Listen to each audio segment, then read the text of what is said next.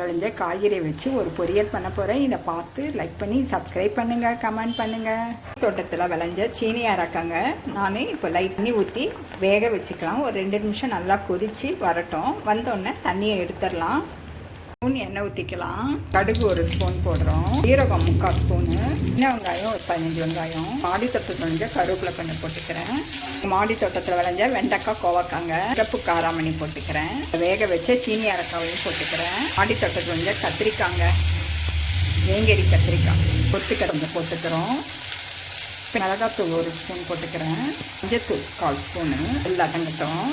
இது தண்ணி தெளிச்சிக்கலாம்.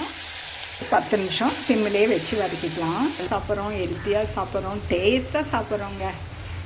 சாப்பிட்றப்போ ஒவ்வொரு காய்களும் ஒவ்வொரு விதத்தில் நம்ம வயிற்றுல பயனை கொடுக்குதுங்க. ஸ்பூன் போடுறோம். எல்லாத்தையும் கிண்டிக்கலாம்.